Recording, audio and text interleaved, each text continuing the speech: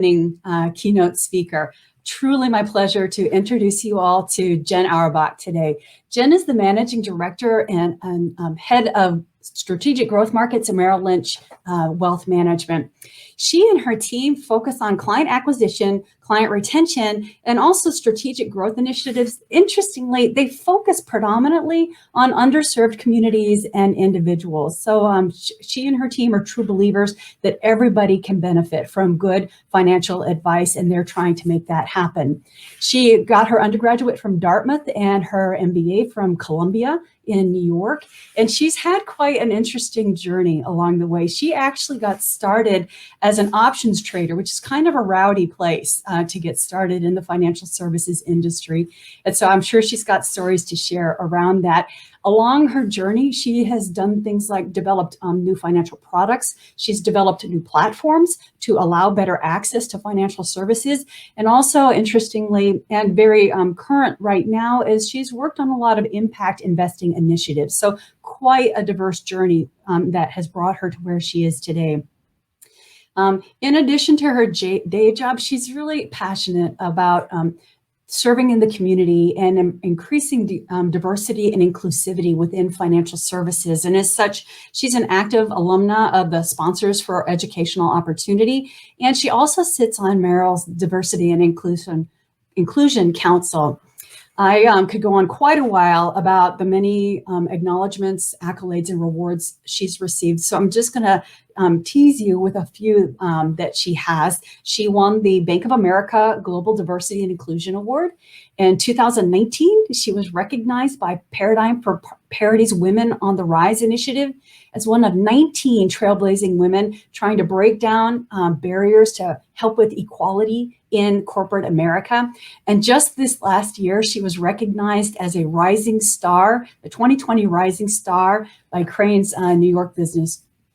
So, and one final, because I always love to throw in the little personal, Jen's 2020 was a big year for her. As I mentioned, she was recognized with this terrific Rising Star Award, and she and her husband welcomed their first child. So it was a big year with a new path for her there. And so please join me now in welcoming Jen as she talks to us today about making your own path. She will be accepting questions at the end, so please be sure to, if you have questions, type them in chat. We'll curate them and then be happy to ask them with Jen. All right, Jen, it's all you. Take it away.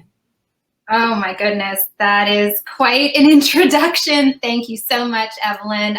First, let me start by saying, Fiona and Laura, you are such rock stars and inspiration. Congratulations. That was an incredible way to kick off the program. Thank you, Evelyn. Those were just wonderful remarks. And thank you to Mara and Susan for inviting me to be a part of this. Hello, everyone. It is a thrill to be here. I'm Jen Auerbach.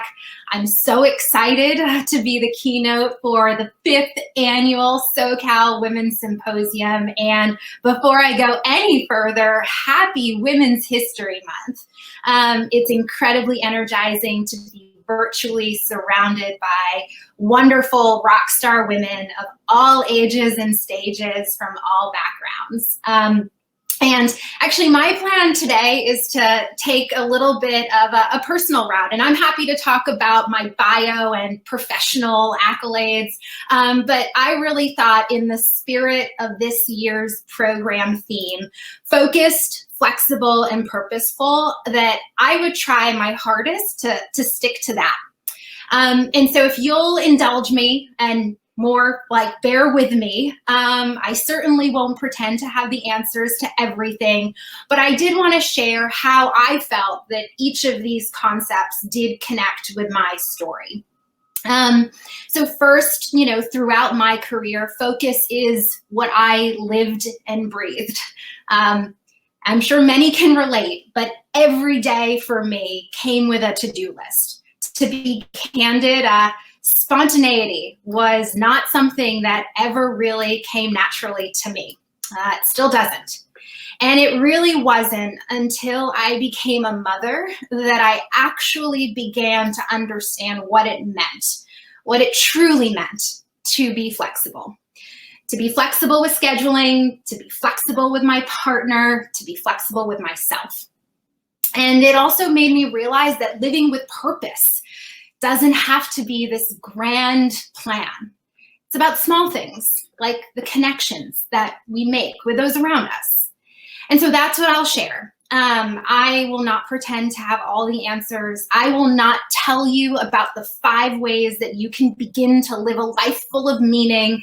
And I will certainly not pose as someone who should be admired for some of her unhealthy tendencies.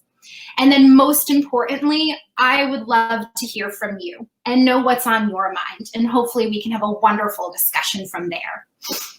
Okay, focus. Where do I begin? Certainly that's been the dominant mantra in my career. But truth be told, focus has been my way of existing for as long as I can remember. Middle school was all about getting into the right high school. High school was all about getting into the right college. And college was all about getting the right internship.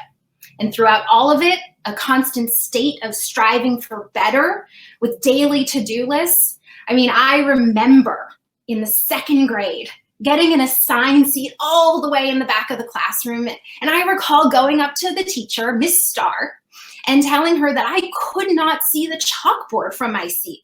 And if it wouldn't be too much trouble, could she please somehow manage to move me to the front? I also didn't realize that that benign request would send me straight to the optometrist and result in my wearing tortoise-printed Coke bottle eyeglasses for the rest of my formative years. They're actually quite trendy now, but oi, as a 2nd grader, not so much.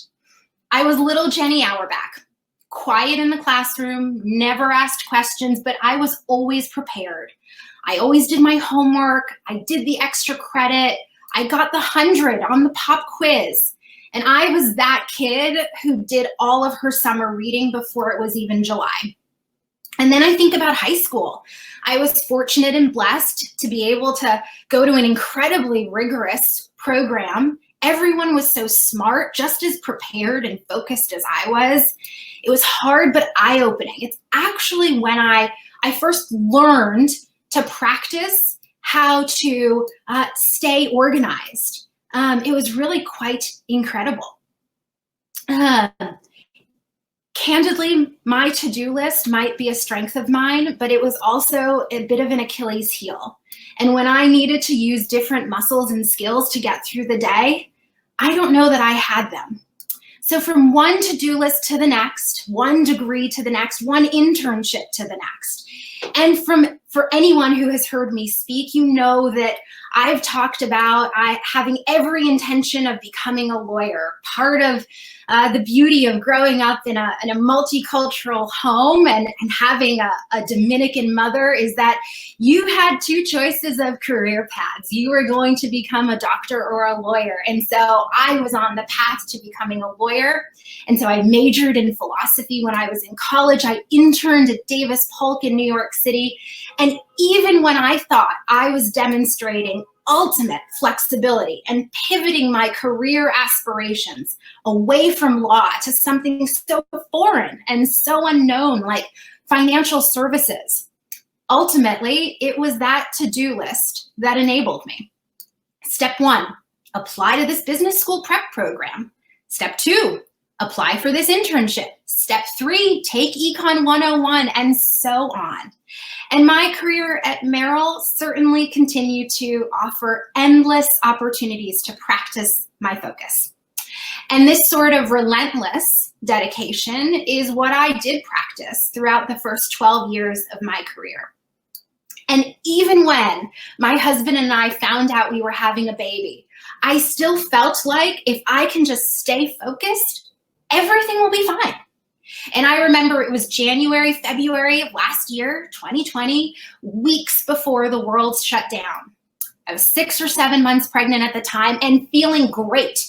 I was waking up earlier than ever before. My team can attest that my good morning emails started to come in at 6 a.m., 5:45. I'm embarrassed to now say that sometimes even earlier than that.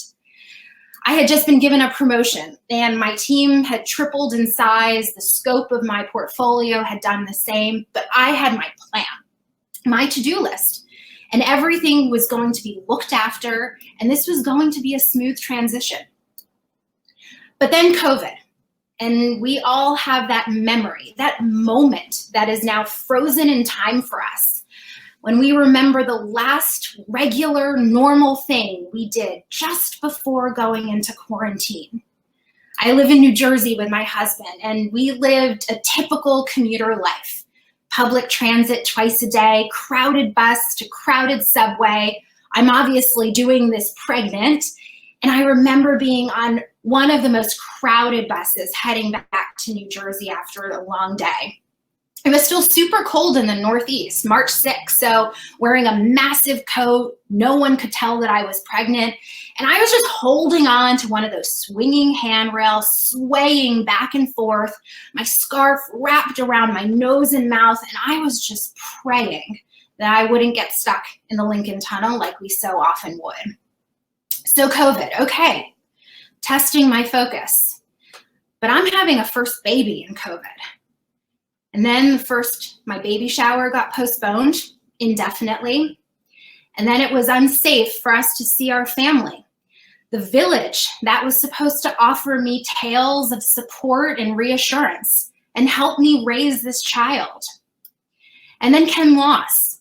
First, it was hearing about a friend who lost a parent to COVID or a distant relative who resided in a nursing home. But then it's your family. And I lost my grandmother at the end of March. It was fast. None of us except my aunt could be with her. No real goodbye. And it was during that moment, over those incredibly dark days, where my focus was really tested. And so fast forward, getting close to having this baby, but still 2 or 3 weeks away from my due date. And anyone and everyone told me and assured me I would know when I was having this baby. It would not be a surprise. Well, apparently that did not hold true for me. I went in for a regular checkup Monday morning, and lo and behold, I was actually already in labor. Doctor told me baby was coming and coming today or tomorrow. And if I weren't already sitting, I am sure my knees would have buckled underneath me. We bring my son home from the hospital, and he is beautiful and perfect and needs to eat every 2 hours. And for all the moms out there, hashtag mom life is real, and it humbles you in an instant.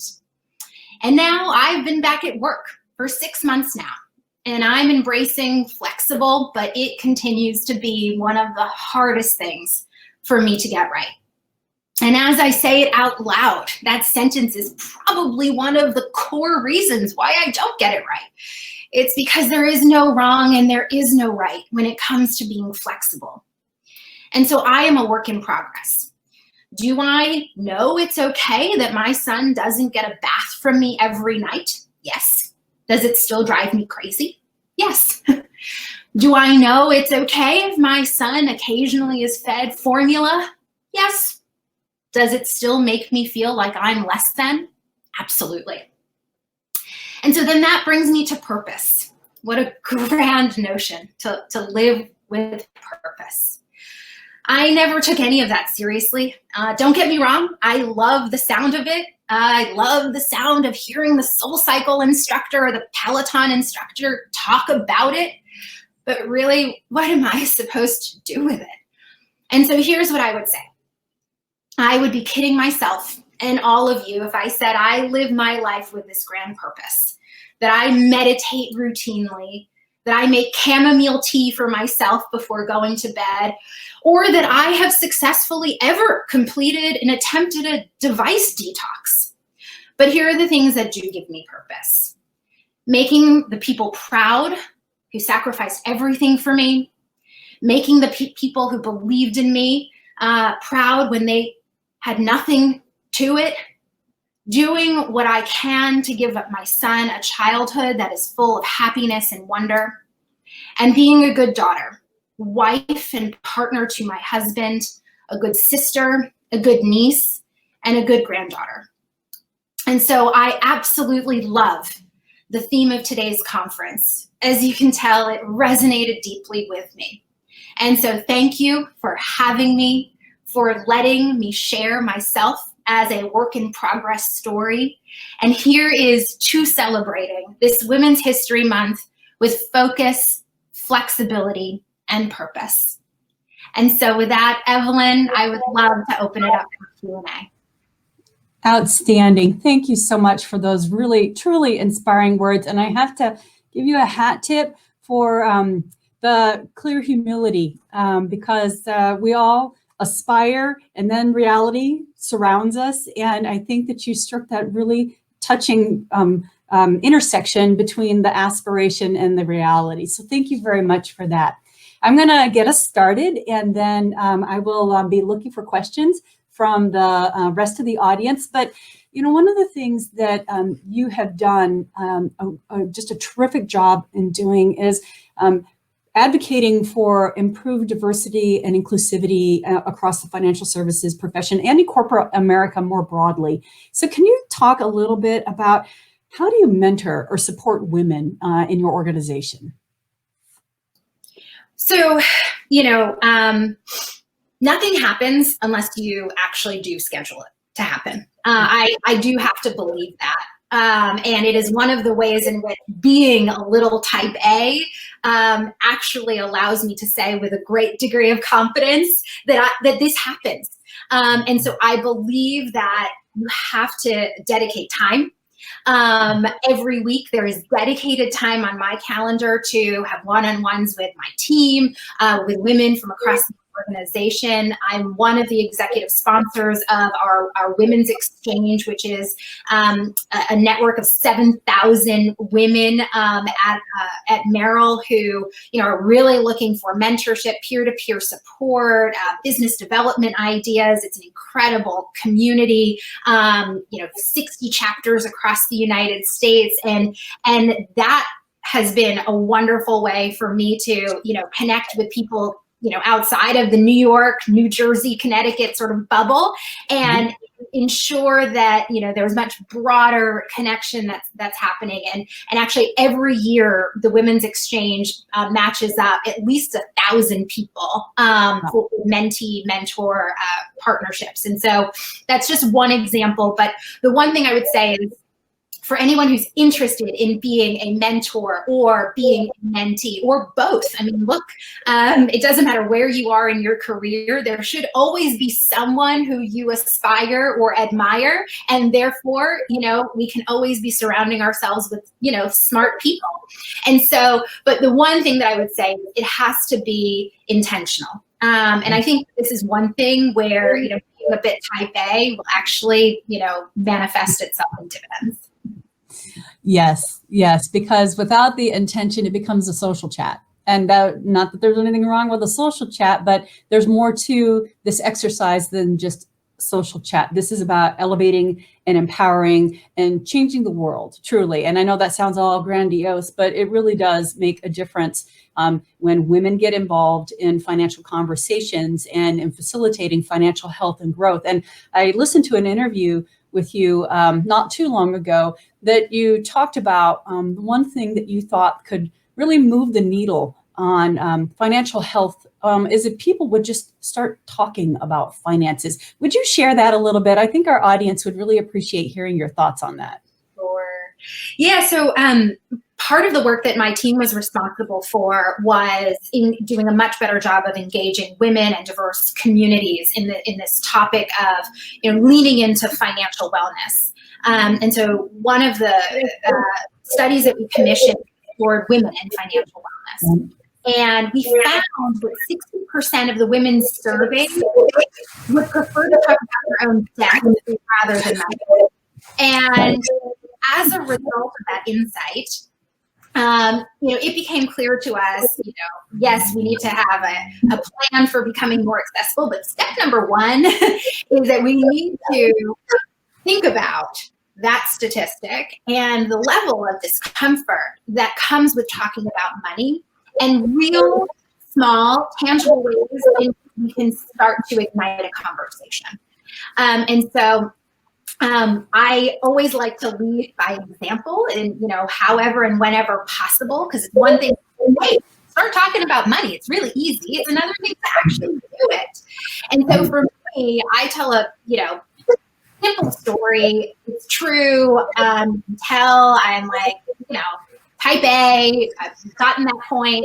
My husband and I are moving to a new neighborhood, and we are not pregnant. We are now 2 years away from having a baby. But it is mission critical that my husband and I do a tour around to all of the various primary, nursery, daycare, Tuesday programs in the neighborhood, just to be sure that the neighborhood would work for us and our, at that moment, non-existent family. And so I share this story because I then said to my husband, one of the things that we need to do is set up a 529. And did you know that you don't need to have a child yet in order to set up a 529, but you can set it up in advance. We can start to fund it in advance. And then upon birth of said child, we can just transfer over the beneficiary name. And so that is sort of a real way in which my husband and I had an honest conversation about, yes, plans for the future, goals for the future, but like everything, it's all connected back to money. And it doesn't have to be this, crass thing. It can be as simple as, hey, does this matter to us? And if so, how do we prepare? And so I believe that, yes, igniting a conversation about money is the most important thing for all of us to do and embrace individually. And, again, it doesn't have to be this like uncomfortable thing. It can truly just be, about life's goals and hopes and dreams. Okay, I mean, you just totally threw down the gauntlet. Planning for college savings for a baby that hasn't been born for 2 years. I mean, that's tricky, right? So that, I wasn't exaggerating when I said that there is a to-do list. Like, that has been the mantra.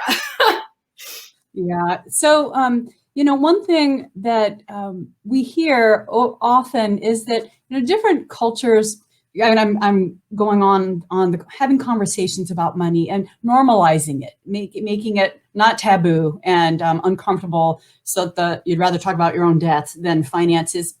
There are cultural differences in how people talk about money, and so what if a woman on the audience today comes from a cultural background where it's just not usual? Can you give a tip or two to maybe start to crack that barrier to have those conversations? Yeah, here's what I would say. I think that the money piece comes in at the end, but the first thing you do is you're defining what matters to you. What are your goals in the short term, in the medium term, and in the long term? And look, I would be remiss if I didn't say having a conversation like that, plain and simple, nothing about money, nothing about how much you need to fund short, medium, or long-term goals, but having that conversation with a friend, with someone who you trust, or even a financial advisor, that just laying those facts out, what matters to you, is already setting you up for a successful conversation about talking about money. Because once you've articulated goals and you've said, this long-term goal is actually a long-term goal and needs to be somewhat deprioritized because I've got short and medium term right here looking at me in the face and I've got to figure this out, you will be feel the confidence that comes with having that articulation down. And then you'll realize that it's just one more step in terms of figuring out, and again, having a conversation with a trusted friend, a coworker. It doesn't always have to be a family member, right, in terms of who we go to for advice, or a professional, and get an unbiased opinion, right? Like, what would it take for me to achieve these things? With 90% degree of confidence, 50% degree of confidence, slim to no chance, right? Like, that is what this exercise is intended to do. And so that would be the best advice that I can give. It's number one, outline what matters to you and what matters to you immediately, in the medium term, and in the long term. I love that recommendation, because I think leading with goals, hopes, dreams, whatever you would like to call them, but leading with that always makes it an easier conversation, because it's actually not about the money at that moment. It's about what's important to you, what inspires you, what is part of your purpose, if we're going to work that into this. So I really love that suggestion. And I would encourage the folks in the audience that if you have kids, because I'm sure that we all know Jen is going to be doing this, but model that behavior yourself. Don't be afraid to share that with your children, and at whatever age they might be, make it age appropriate, but then you can modify that messaging to share what's important to you, and then talk with them about how you as a parent are planning to achieve that financially. And that is how a generation changes, and a community and a nation changes their relationship with finances. So home stretch here, Jen. I do have one sort of, it's like the big umbrella kumbaya changing the world question, and that is just number one piece of advice you might like to leave with our audience today as we're thinking about focused, flexible, and purposeful, and the year ahead. Well, let me see. Be gentle to yourself. Not every day is a day that you'll hit it out of the park, and that's okay. I think really hard about the relationships that matter to you, the relationships that bring you joy, and lean into them, invest in them, take time out for them to flourish. And, similarly or conversely, relationships that just don't bring you joy, don't be afraid to let them go. This year has taught me that being flexible, as much as I am a work in progress, is like the thing I need to do more of. And I do need to be selective in terms of where I spend my time and who I spend it with. And obviously my son being at the very top of that list. And so, I would say, give yourself grace, be kind to yourself. Don't set unrealistic expectations, and surround yourself with people and things and activities that truly do make you happy, even if it's for 15 minutes in your day.